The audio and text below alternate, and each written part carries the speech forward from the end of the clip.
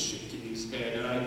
And when I first met him, I recognized that his name was Angus MacDonald.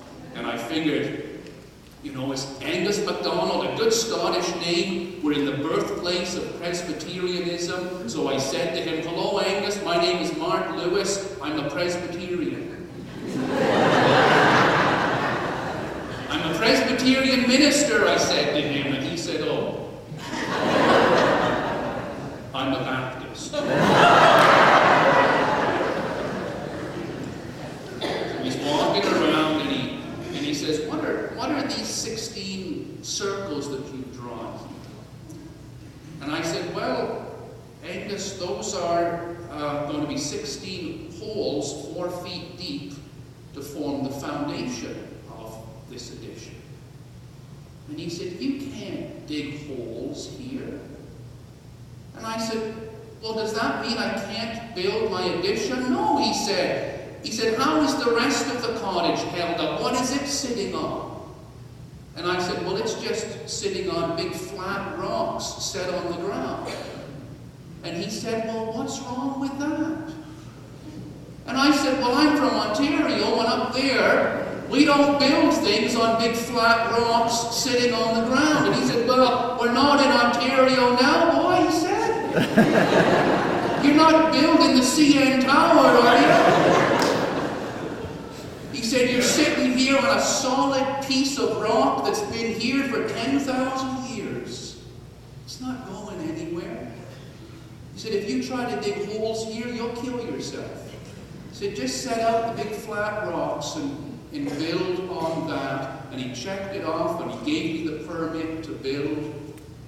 And I said to him, "Angus," I said, "people over here said that I shouldn't call on you to come and see what I was doing."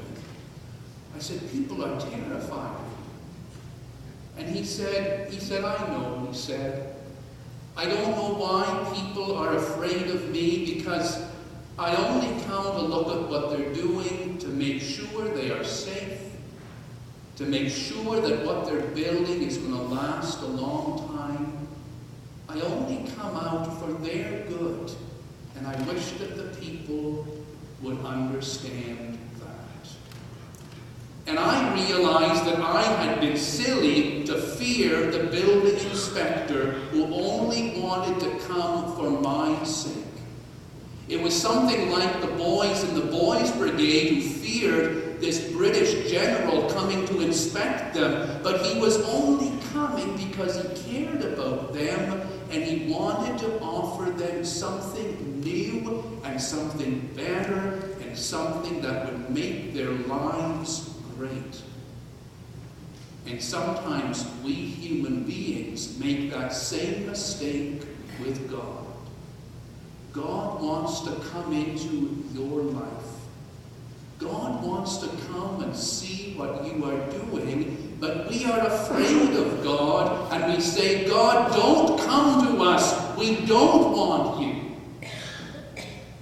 But you should allow God into your life. God isn't coming to judge you, or inspect you, or condemn you, or hurt you.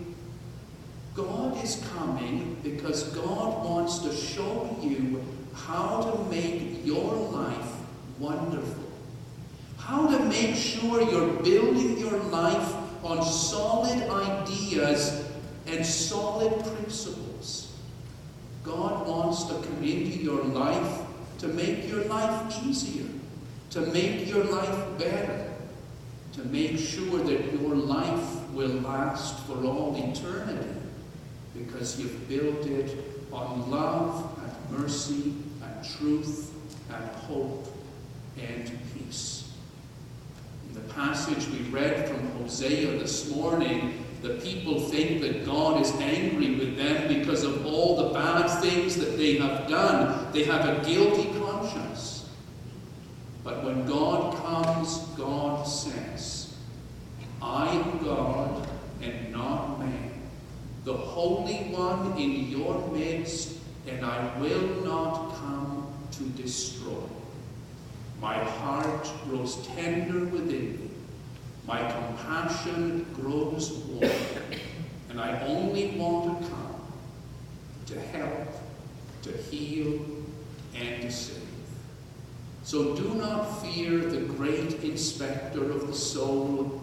Allow God to come in and know that God will only bring you goodness and peace and hope. In the name of the Father, and of the Son, and of the Holy Spirit.